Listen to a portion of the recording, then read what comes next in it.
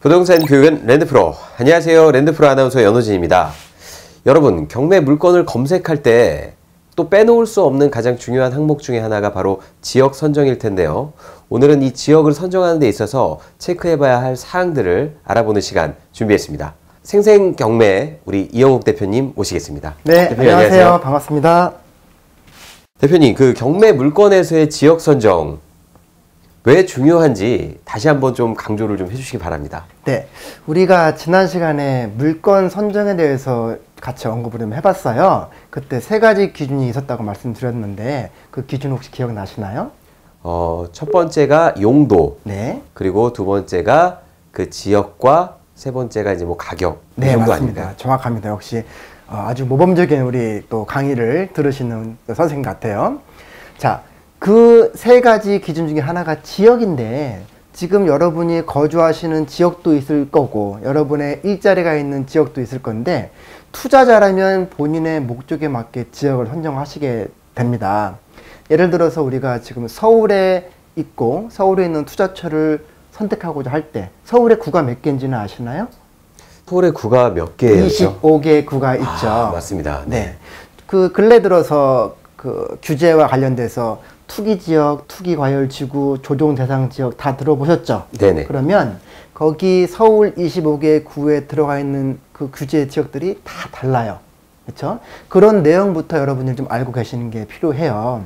짧게만 언급을 해드리면 서울은 전 지역이 투기과열지구로 되어 있어요. 예전에 11개 구가 투기지역이었는데 근래에 4개 구가 더 추가가 돼서 동작구, 동대문구, 종로구, 중구까지 포함해서 총 15개가 투기지역으로 되어 있어요. 잠깐 지도를 잠깐 볼까요?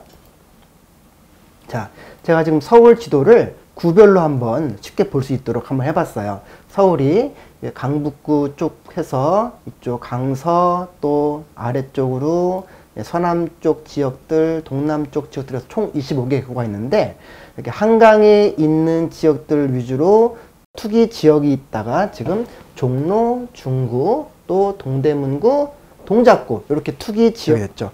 그런데 비단 그 규제 지역뿐만 아니라 각각의 규별로 다 색깔이 달라요.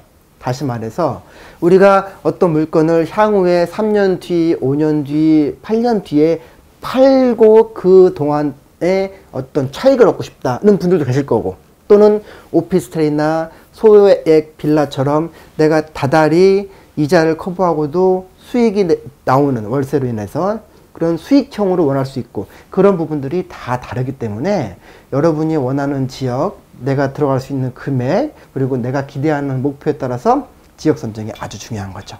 대표님, 그렇다면 그 투기과열지구라는 얘기는 그만큼 그 지역에 대한 어떤 인기나 시세를 반영하는 게 아닐까 싶습니다. 맞습니다. 보다 정확히 얘기를 하게 되면 법적 근거로 인해서 나눠지긴 하는데 쉽게 이해하고 싶으시면 그 규제에 따른 그 강도가 투기지역, 투기과열지구 또 조정대상 지역으로 이해를 하시면 되고 이미 그 지역들이 다른 지역들에 비해서는 더 많이 급하게 상승했다라고 이해를 하시면 될 것 같아요. 네, 그렇다면 그 경매 입찰에 있어서 또 굉장히 많은 인기가 있는 또 아이템 중에 하나가 그 아파트와 빌라일 텐데요. 그렇다면 그 아파트와 빌라 어떤 장단점이 있을까요? 네. 일반 매매 시장에서도 아파트를 선호할까요? 빌라를 선호할까요?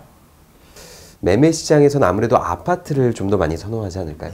경매도 마찬가지입니다. 그런데 많은 분들이 아파트를 선호하다 보니까 특히 가장 뜨거운 서울에 있는 아파트인 경우에는 낙찰가율, 즉 예전에 시세대로 감정했던 감정 가격보다 높이 받는 낙찰가율이 많이 있는데 반해서 빌라들 같은 경우에는 아무래도 경쟁률이 조금 더 덜하고 그렇죠? 그리고 물건 수는 오히려 더 많고 하다 보니까 빌라를 낙찰을 받을 때 여러분들이 가져갈 수 있는 단위 금액별 차익이나 수익은 더 클 수 있어요. 네, 그렇죠. 그런데 아파트는 흔히들 차익형이고 빌라는 차익과 수익을 동시에 갖고 있거든요. 왜냐하면 다달에 월세 받는 소액 빌라들이 많기 때문에 그런 두 가지 차이점이 좀 있고, 하지만 어떤 분들은 빌라는 무조건 사면 가격이 떨어진다라고 보지만 그렇진 않죠. 왜냐하면 아파트든 빌라든 동시에 뭐를 깔고 있죠? 토지를 깔고 있으니까. 그렇죠? 그 입지, 그 지역에서의 토지가가 상승을 하게 되면 아파트든 빌라든 가격은 오르는데, 워낙에 아파트는 황금성이 좋고 많은 분들이 원하시는 아이템이기 때문에 그 경기에 대한 또 시장에 대한 영향을 가장 많이 받는 아이템이 아파트인 겁니다. 네. 그렇다면 그 내가 좋아하는 지역을 사전에 좀 조사를 해보려고 한다면 어떻게 해야 할까요?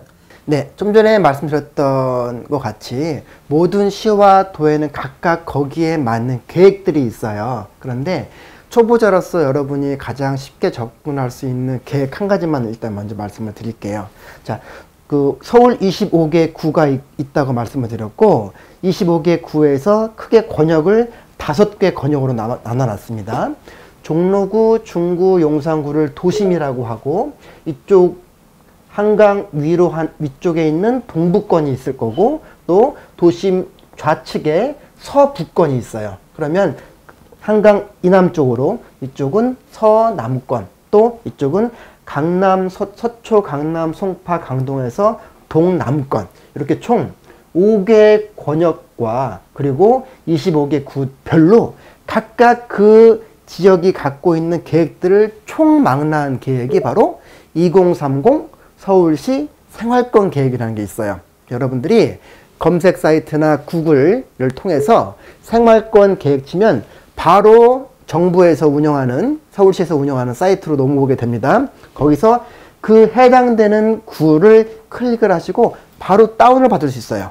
그러면 그 아마 각각의 구별로 거의 굉장히 많은 페이지가 정리가 되어 있을 건데, 그 안에 각종 교통 계획들, 또 수요와 공급에 대한 내용들, 그 다음에 현재까지 어떤 상태인지, 연관된 계획은 뭐가 있는지들이 다 나와 있어요. 조금 더 알게 쉽게 정리를 해보자면, 서울 같은 경우에 1호선부터 9호선까지 다 있고, 연장되는 노선들이 있을 겁니다. 그리고 GTX도 말씀 들어봤죠? A노선, B노선, C노선 다 라인들이 이미 정해져 있고, 그리고 신분당선, 신안산선 다 있죠. 그런 내용들이 다 포함이 되어 있기 때문에 그 내용들을 보시면서 지역을 선정하는데 아주 도움이 많이 될 거로 봅니다. 네, 여러분. 어떻게 많은 정보 얻으셨나요? 지역이 너무 광범위해서 엄두가 나지 않는다면 우리 대표님의 말씀처럼 해보시는 게 좋을 것 같습니다. 네, 오늘은 지역 선정과 지역 선정하는 방법에 대해서 알아봤는데요. 많은 도움들 되셨으리라 생각됩니다. 여러분, 배우고 투자하면 실패하지 않습니다. 저희는 다음 시간에 더 유익한 정보로 찾아뵙도록 하겠습니다. 함께해 주신 여러분 감사합니다. 고맙습니다.